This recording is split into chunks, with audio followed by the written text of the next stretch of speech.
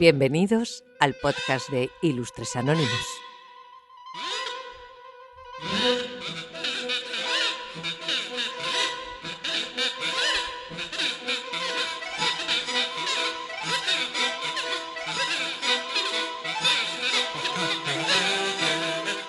Bienvenidos y bienvenidas a Ilustres Anónimos. Yo soy Víctor, que ya me conocéis, y hoy vengo con un episodio dedicado al arte de cagarla, pero cagarla con estilo, autoridad y total convencimiento. Porque si algo ha movido la historia, además de la ansia de poder, el oro y algún que otro ego tamaño continente, ha sido el mal consejo. Ese comentario dicho con una ceja alzada, una copa en la mano o un cubata, como decimos aquí, y una seguridad digna de un político en campaña. Hazme caso que esto sale bien. A ver, todos alguna vez hemos recibido consejos dudosos. Preséntate a esa entrevista aunque no cumplas los requisitos, lánzate que seguro también le gustas tú, compra en criptomonedas. Pero lo que vamos a repasar hoy son consejos que no solo salieron mal, sino que provocaron guerras, desastres, hundimientos y revoluciones. Y todo, por no decir a tiempo un seguro que esto es buena idea, Paco. Este es un episodio en clave de humor, sí, pero no por ello dejamos de ser rigurosos, porque a veces, para entender los grandes errores de la humanidad, hace falta ponerles una risa encima. Como quien se tropieza en público y antes de que el suelo se lo trague se levanta y dice todo controlado. Aquí no ha pasado nada, todo controlado. Hoy pasaremos por invasiones invernales, barcos insumergibles que se hunden, mapas dibujados con resaca y frases históricas que nadie debería seguir jamás. Así que ponte cómodo, abre bien los oídos y sobre todo, no sigas ninguno de los consejos que escucharás en los próximos minutos. O al menos, piénsatelo 2 veces. ¡Empecemos!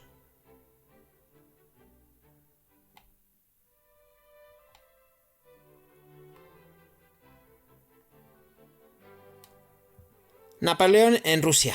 Vamos a hablar de Napoleón en Rusia, 1812. Y se podría resumir como en 3 semanas estamos en Moscú. Bueno, pues imagina que eres Napoleón Bonaparte. Llevas años ganando guerras, conquistando media Europa, te sientes invencible y de pronto sueltas algo así como vamos a por Rusia. Total, ¿qué puede salir mal? Y ahí, amigos, empieza la tragedia. En junio de 1812, Napoleón lanza su famosa campaña contra el Imperio ruso. Cruza la frontera con más de 600.000 soldados, en la que sería una de las mayores operaciones militares de la historia. Su plan era muy simple: meterse hasta Moscú, tomar la ciudad y forzar una rendición rápida. Spoiler, no pasó. Los rusos, liderados por el general Kutuzov, usaron una estrategia muy sutil: huir quemándolo todo. Ciudades, campos, almacenes.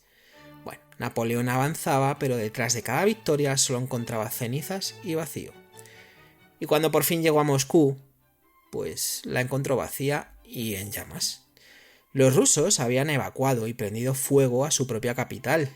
¿Y ahora qué? Pues ahora invierno. El invierno ruso, ese personaje secundario que mata más que cualquier ejército.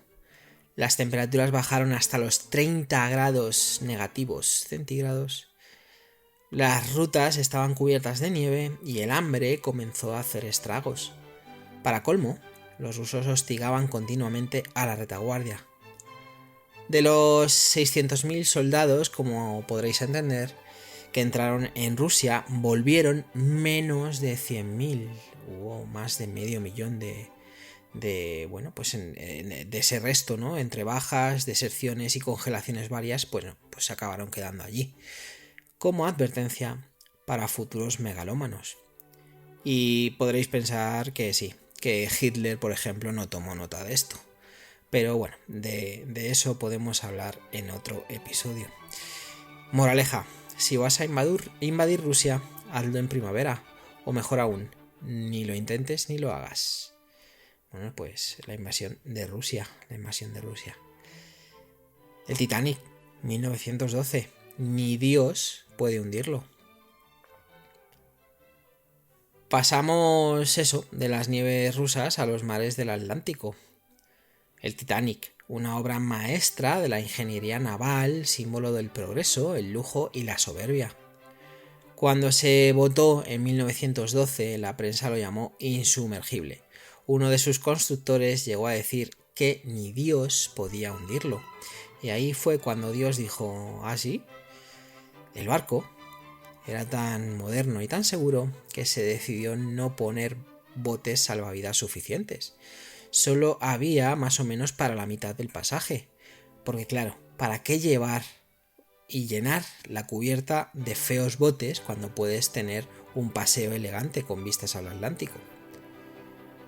El 14 de abril a las 11:40 de la noche, el Titanic chocó con un iceberg que no salía en los mapas, evidentemente. Un trozo de hielo que decidió señalarle a la humanidad que la naturaleza no se deja domar por tornillos.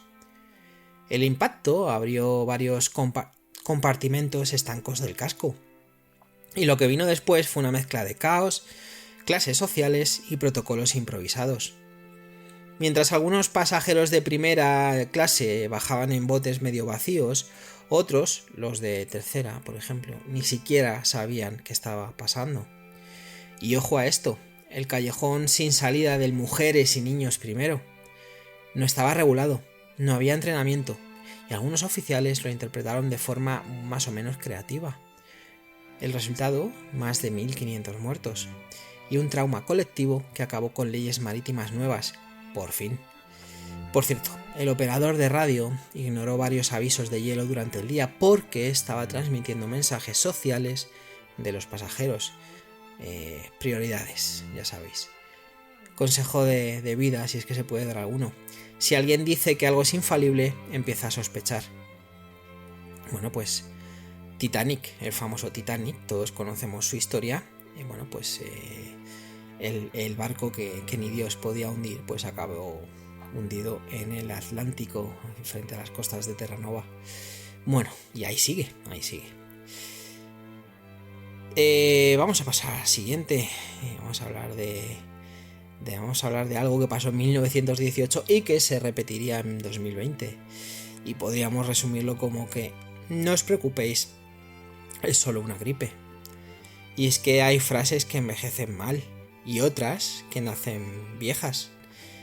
En 1918, durante la mal llamada gripe española, que ni empezó en España ni tuvo nada de fiesta, algunos gobiernos decidieron que lo mejor ante una pandemia era organizar desfiles, mítines y eventos públicos. Porque claro, no podíamos dejar que un virus nos bajara el ánimo, ¿no? En Filadelfia, por ejemplo, se organizó un desfile militar en plena expansión del virus. Asistieron más de 200.000 personas. 3 días después, los hospitales estaban colapsados. En total, solo en Estados Unidos, murieron más de 500.000 de personas.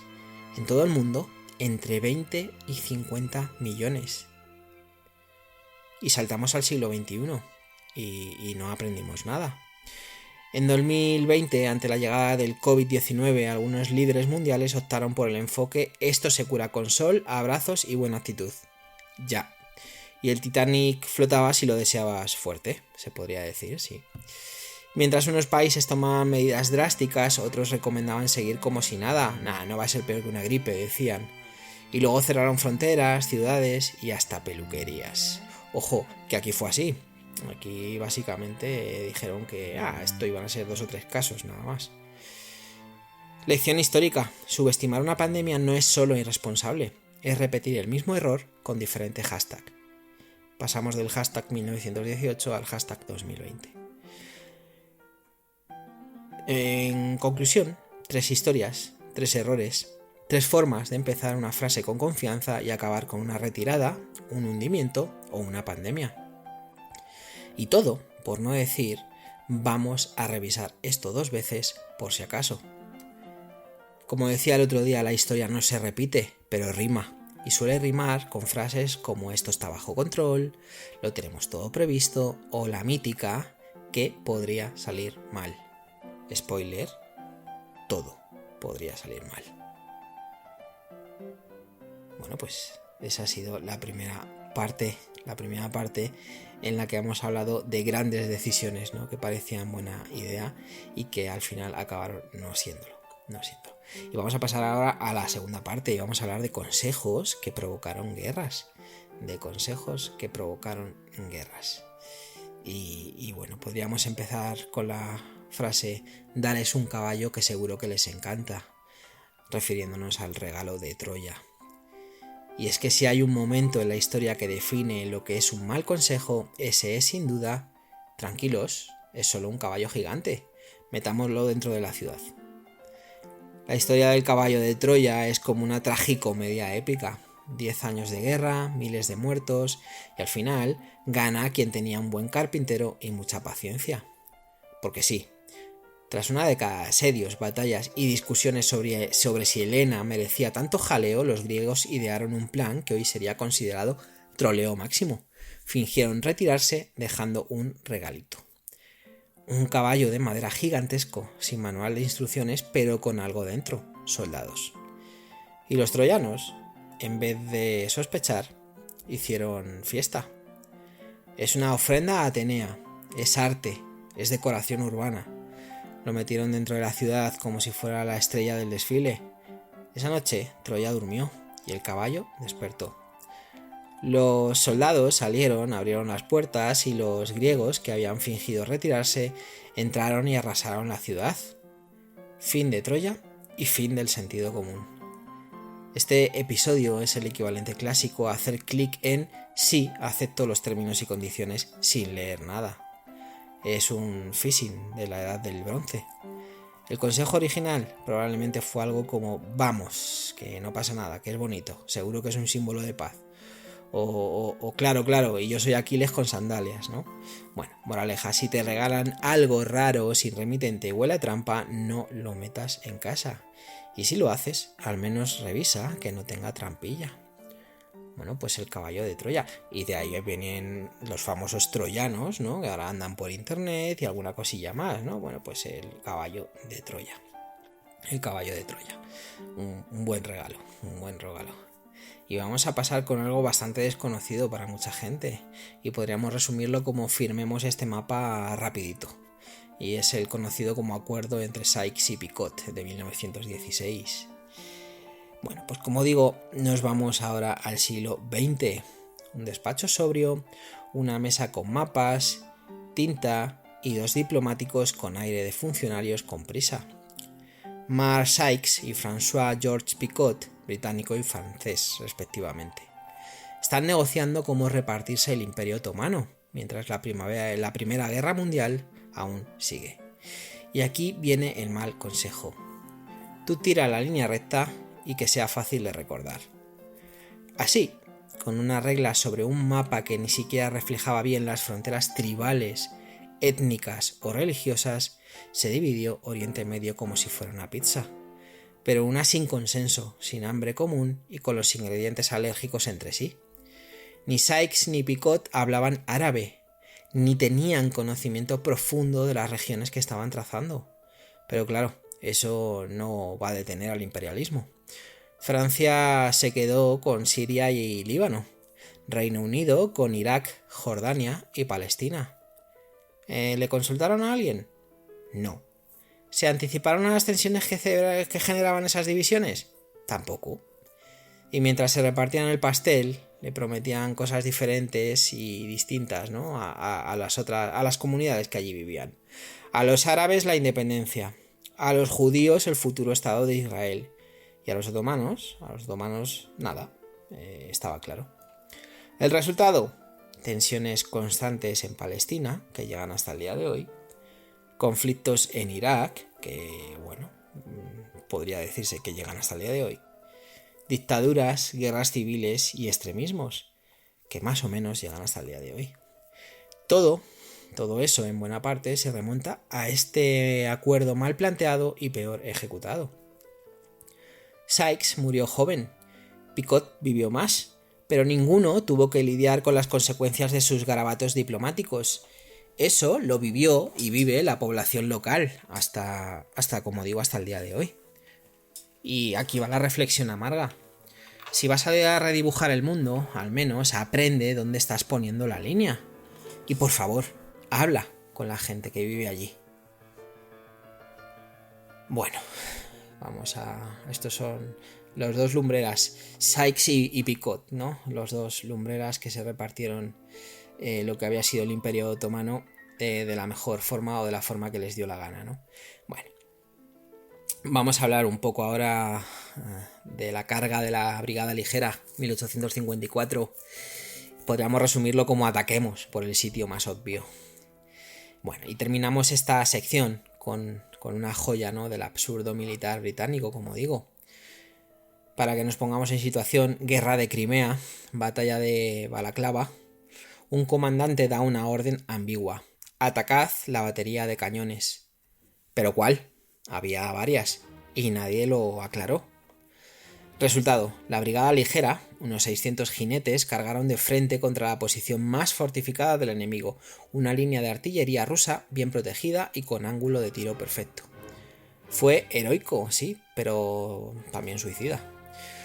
Murieron decenas de soldados.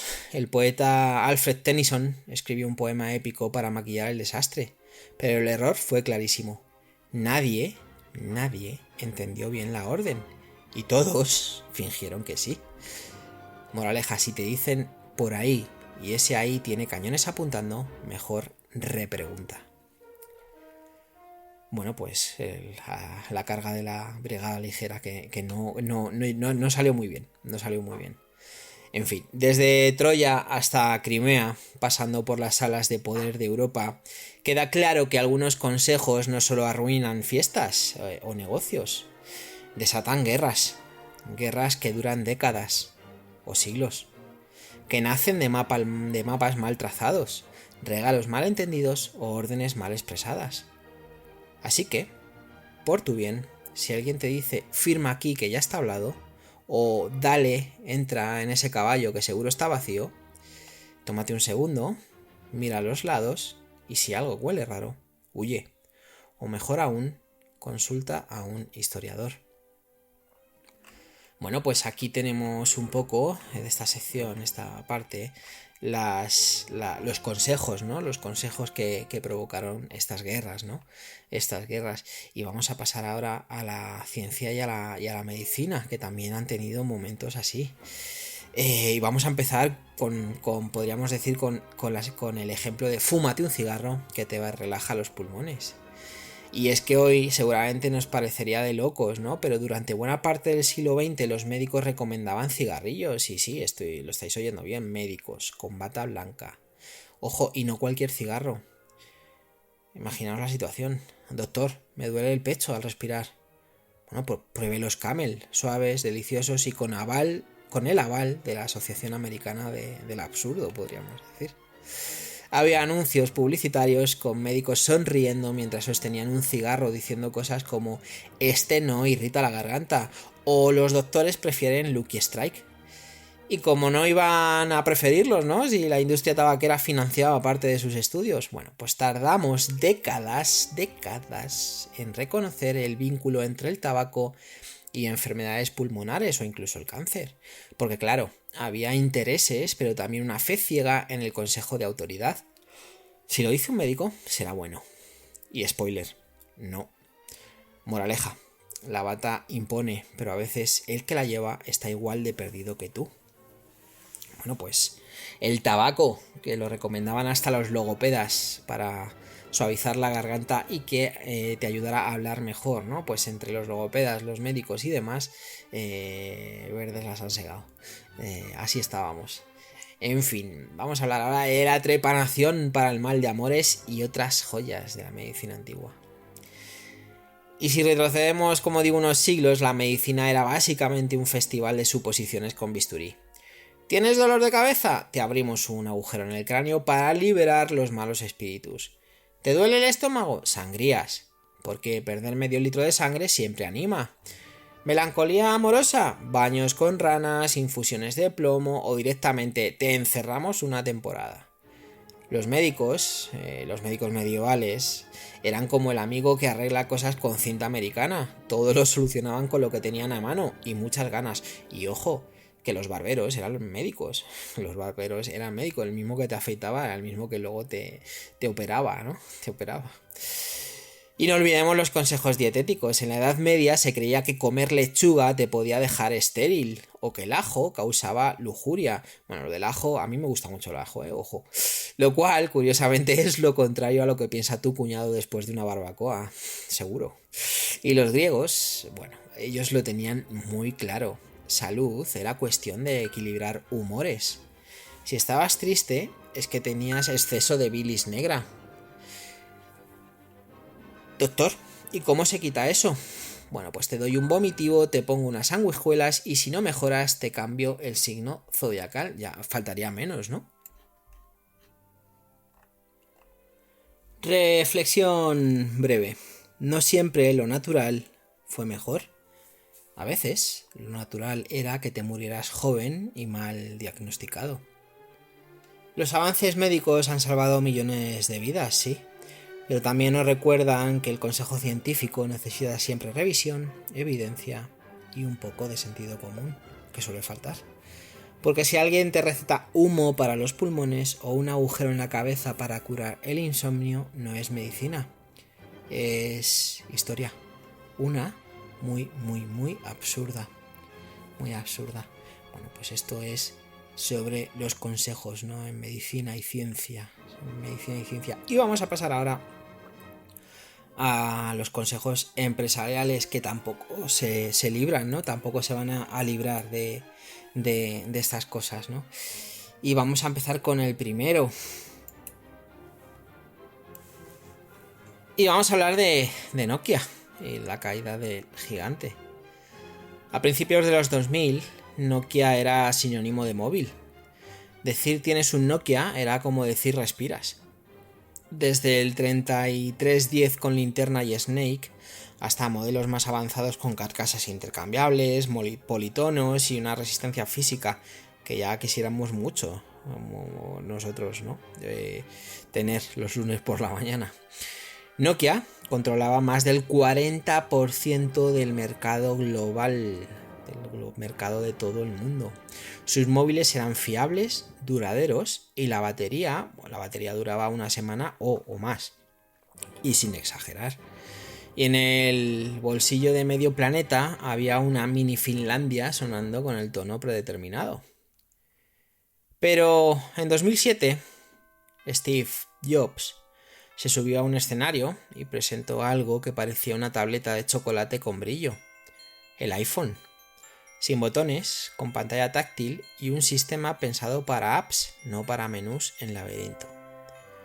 En las oficinas de Nokia, como a lo mejor pensaríamos otra cosa, pero realmente no cundió el pánico. Al contrario, cundió la soberbia. ¿Un móvil sin botones? ¿Cómo van a escribir mensajes las abuelas? Nuestro Symbian es el mejor sistema del mercado. Symbian era su sistema operativo. Lo que no vieron fue que el mercado ya estaba girando y ellos estaban mirando a otro lado.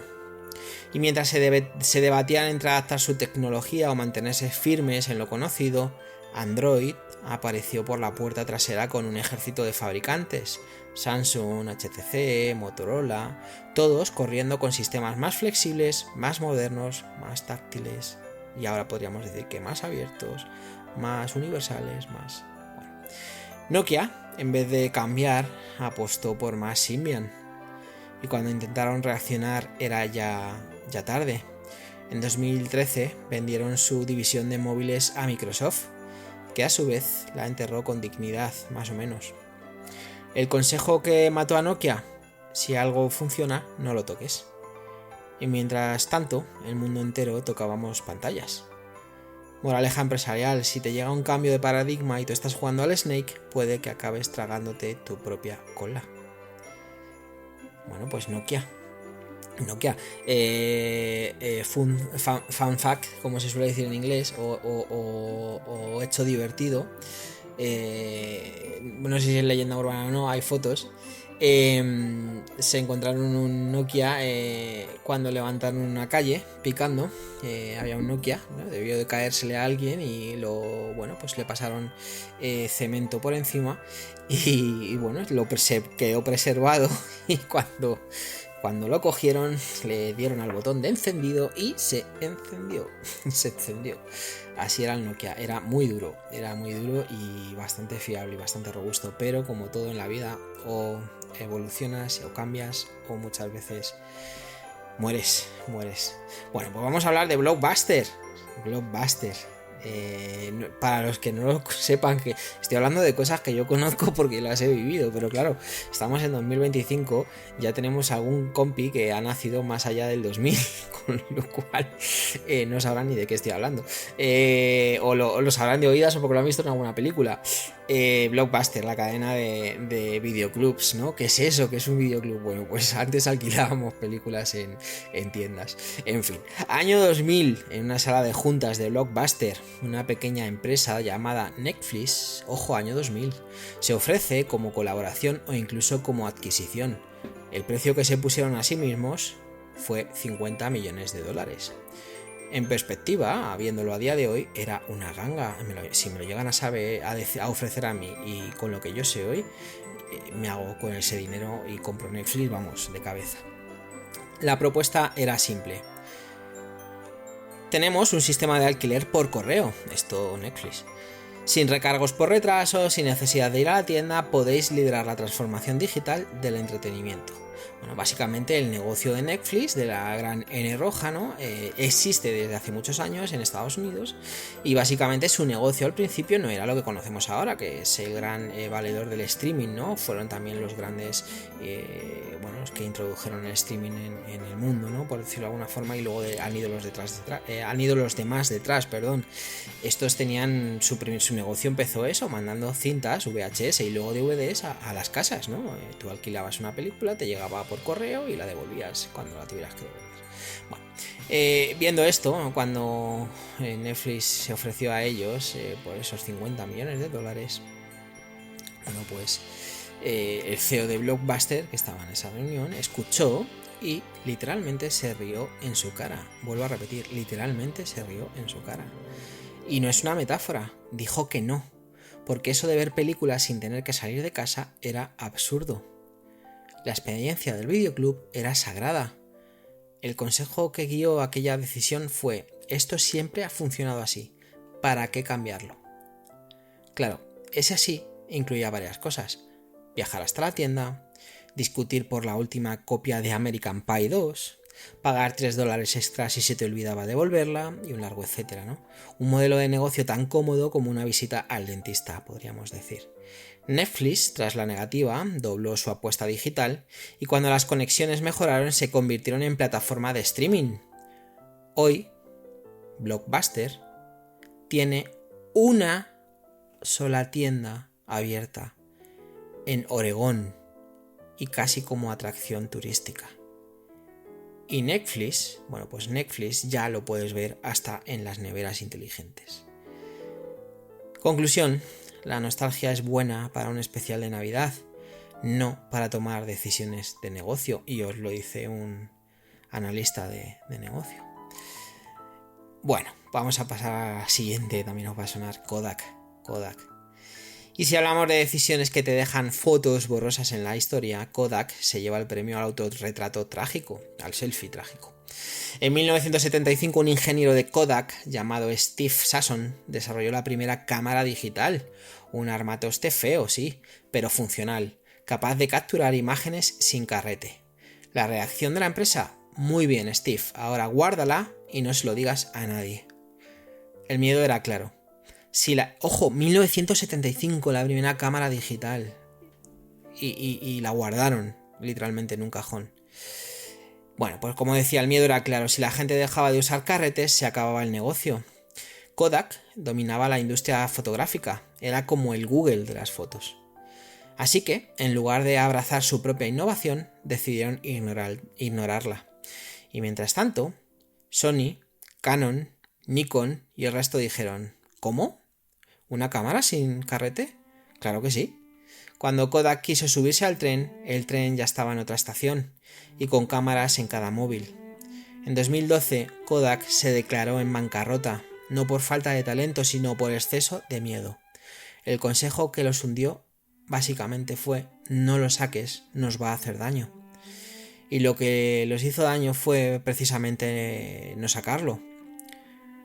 Y es que a veces, como reflexión, el peor consejo no es el más tonto, sino el más prudente, porque hay momentos en los que apostar por lo nuevo es la única forma de no desaparecer. Bueno, pues cerrando esta parte ya. Nokia, Blockbuster, Kodak, tres gigantes, tres historias que nos recuerdan que el éxito de hoy no te protege del error de mañana. Y que en el mundo de los negocios, como en la vida, el peor consejo posible es no hacer nada.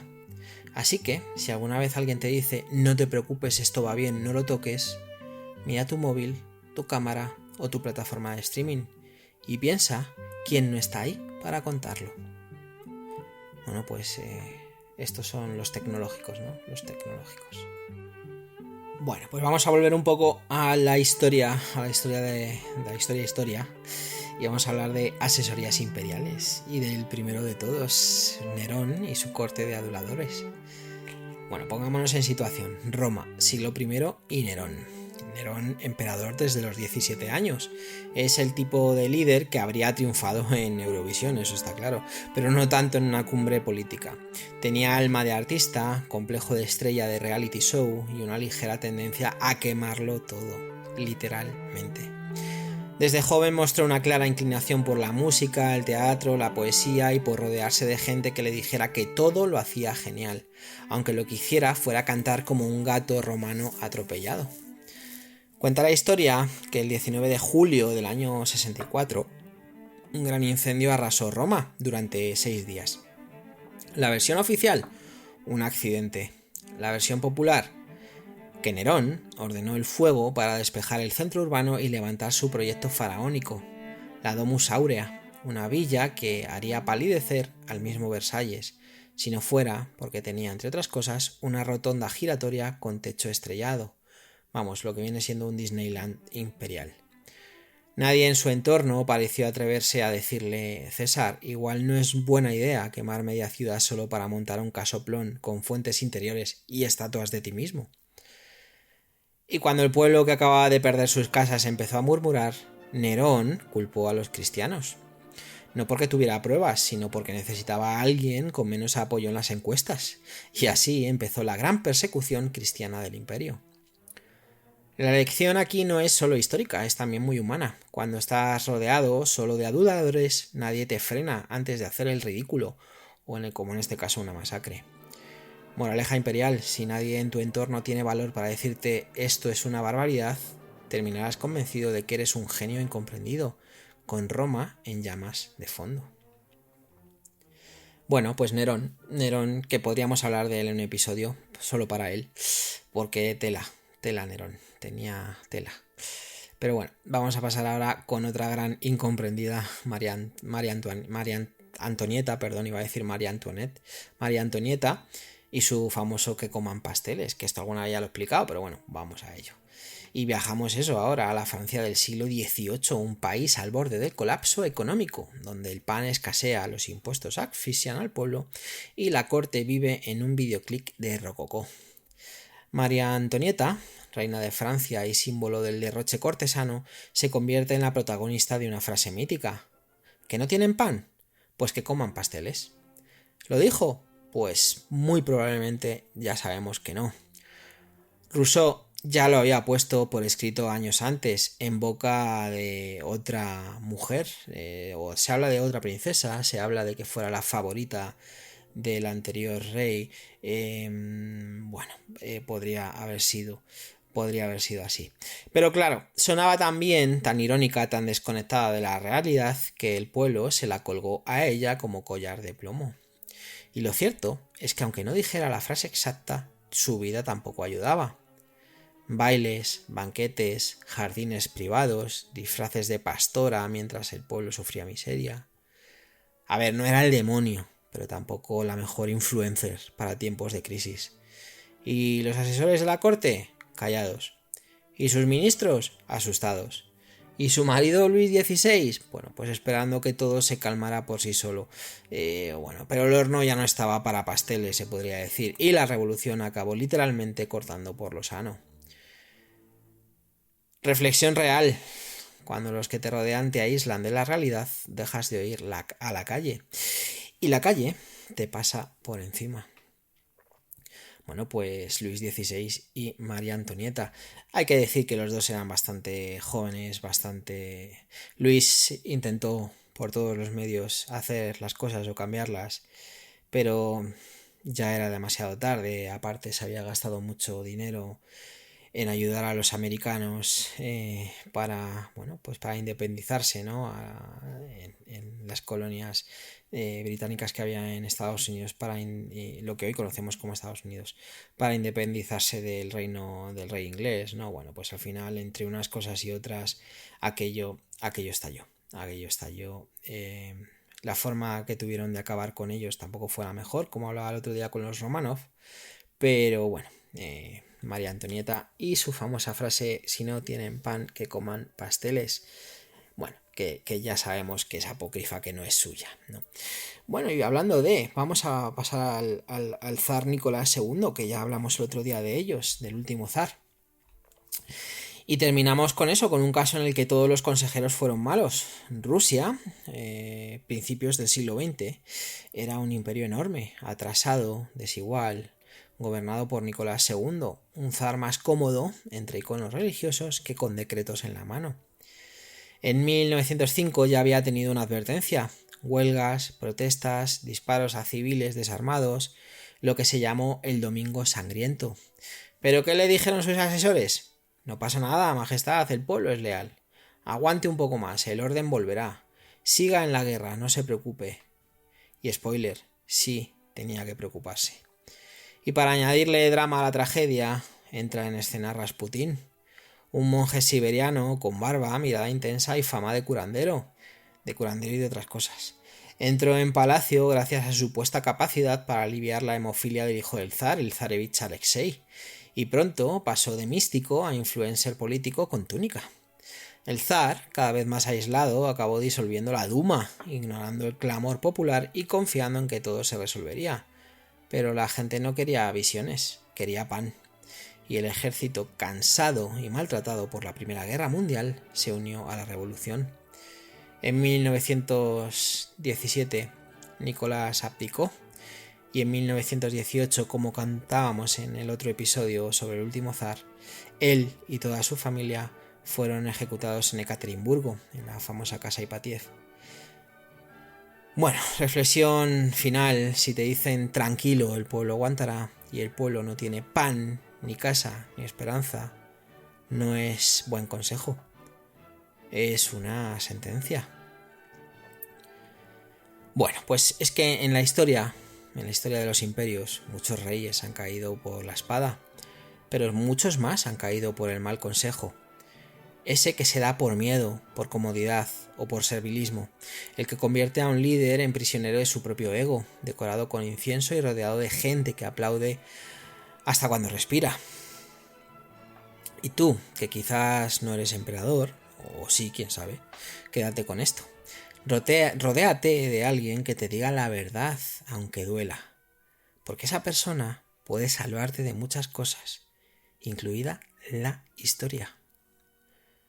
Bueno, pues imperios que se fueron al garete también por malos consejos. Ya hemos tenido una buena lista, hemos tenido una buena lista, no os vais a quejar. Y no voy a tardar mucho más, estamos a puntito de acabar. Así que vamos a ello, espero que os esté gustando. Y es que a estas alturas del episodio, como digo, ya hemos visto que los malos consejos no tienen época, idioma ni vergüenza. Así que, por si un día la historia vuelve a llamarte a tomar decisiones importantes, o simplemente vas a montar una estantería del IKEA, aquí va un ranking de frases peligrosísimas. Si alguien las dice cerca de ti, en la oficina, en casa, donde sea, huye o llama a alguien con sentido común. Vamos a hablar de 5. Vamos a ir con el número 5. Vamos a hacer un ranking del 5 al 1. Número 5. Esto lo arreglamos en 2 tardes. Esta es clásica. Se ha dicho antes de guerras, obras, startups y reformas en casa. Spoiler, no se arreglan 2 tardes, ni se hacen 2 tardes. Y si se arreglan 2 tardes, probablemente se romperá en una mañana. Y es que eso nos ha pasado a todos. Bueno, pues ahora número 5. Número 4. Tira pa'lante que seguro que no explota. También conocida como ¿para qué vamos a hacer pruebas? Esta frase ha sido dicha mucho antes de accidentes nucleares, desastres de software y ensayos de fuegos artificiales con resultados espectaculares. Bueno, pues tira para adelante que seguro no explota. Esto los de Chernóbil y alguno más les habría venido bien, ¿no? Tenerlo en cuenta. Número 3. ¿Quién necesita un plan B? Bueno, pues respuesta correcta a esta pregunta, todo el mundo. El plan B no es una señal de debilidad, es una red de seguridad emocional. Los que no lo tienen suelen terminar improvisando con cinta adhesiva y oraciones grandilocuentes. Bueno, ¿quién necesita un plan B? Bueno, pues eso, todos. Número 2. No leas la letra pequeña. Consejo financiero clásico. El que firma sin leer, luego acaba pagando comisiones por respirar o descubriendo que su hipoteca incluye cláusulas escritas en élfico. Cuidadito con la letra pequeña, cuidadito. Y el número 1, hazlo tú, que puede salir mal. Y aquí está, el campeón de los consejos fatales, la frase que precede al caos. Cualquier persona que te diga esto no estará allí cuando salga mal. Y probablemente, con mucha probabilidad, será la misma que luego diga, ya te lo advertí. Moraleja del ranking. Si una frase empieza con exceso de confianza y termina con signo de interrogación, es mejor dejarla pasar. Bueno, pues ese es mi pequeño ranking, ¿no? de frases. Aquí en España podríamos decir muchas más, son bastante soeces la mayoría, entre la de a que no hay huevos, sujétame el cubata y cosas así. Bueno, pues podríamos decir unas cuantas frases también. Esto se hace en 2 patadas, que vendría a ser la misma de esto se hace en 2 tardes. Bueno, pues hay 1000 frases que decimos para las mismas cosas, ¿no? En fin, bueno, pues a lo largo de este episodio hemos recorrido un catálogo completo, ¿no? De despropósitos históricos. Desde un emperador que se metió en Rusia en pleno invierno sin bufanda, hasta un transatlántico que se creía inmortal, pasando por reinas que no sabían lo que era el pan, médicos que recomendaban tabaco como si fuera manzanilla, empresas que miraron al futuro y dijeron total, y estrategas militares que confundieron el arte de la guerra con el de las manualidades. Y en el centro de todo eso, pues una figura discreta, a veces invisible, pero poderosísima, el mal consejo. No hace ruido, no lleva uniforme, no grita, pero se cuela por los pasillos del poder, por los despachos, por las mesas de juntas y hasta por las cenas familiares. Llega con tono seguro, con una sonrisa de esto ya está hecho, con aires de experiencia o de superioridad. A veces lo da alguien con corbata, a veces con bata, a veces simplemente alguien que habla más alto que los demás. Y claro, nos gusta confiar, porque confiar da tranquilidad. Nos evita pensar, nos evita decidir, nos evita el vértigo de tener que asumir la duda. Pero ojo, ahí está el truco. Porque el problema no es solo equivocarse. Eso, en el fondo, es humano. El verdadero peligro es creer que no podemos equivocarnos. Que ya lo sabemos todo. Que esto lo hemos hecho 1000 veces. Que el mapa que tengo en la mano es más real que el terreno que piso. Y si algo nos enseña la historia, cuando nos molestamos en mirarla, claro está, es que esos mapas a veces nos llevan al naufragio.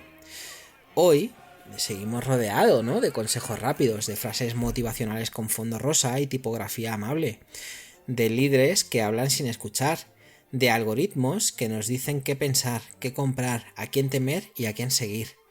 Y claro, a veces confundimos el consejo con la consigna, la autoridad con la verdad, la costumbre con la certeza. Por eso, antes de tomar una decisión, grande o pequeña, vale la pena hacerse una sola pregunta. ¿Quién me está aconsejando? ¿Y por qué? ¿Lo hace por mí? ¿Por ellos? ¿Por miedo? ¿Por costumbre? ¿Por dinero? Porque a veces lo más revolucionario no es seguir un consejo, A veces lo más revolucionario es pararse, dudar, pensar y si hace falta decir gracias, pero voy a mirar esto por mi cuenta. Y ojo, no siempre acertarás, pero al menos el error será tuyo. Y eso, créeme, duele menos que llevar media vida siguiendo a quien no sabía a dónde iba. Así que la próxima vez que alguien te diga esto lo tenemos controlado, no pasa nada, confía en mí, recuerda a Napoleón en la nieve, al Titanic partido en dos, al caballo troyano aparcado en el centro de la ciudad, a Blockbuster riéndose de Netflix, o a aquel médico que te recomendaba fumar después de correr. Y si en ese momento sientes una duda, una sospecha, una mosca que zumba en tu cabeza, enhorabuena, eso quiere decir que estás pensando. Y eso, en la historia, ya es un pequeño acto de resistencia.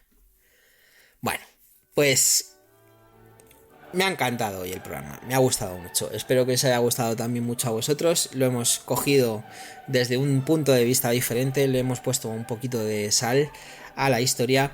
Hemos hablado de grandes cagadas, como decía al principio, pero bueno, ha sido emocionante poder compartir esto con vosotros. Hay que recordar lo que hemos hecho mal, no para no repetirlo, pero para por lo menos que la próxima vez no lo hagamos igual de mal, porque por desgracia el humano siempre tropieza 2 veces con la misma piedra, 2, 3 veces, y hay veces hasta que coge la piedra y le hace un monumento y la vuelve a dejar donde estaba, ¿no? Para que no sigamos tropezando. Pero bueno, espero que os haya encantado el programa de hoy, el episodio de hoy.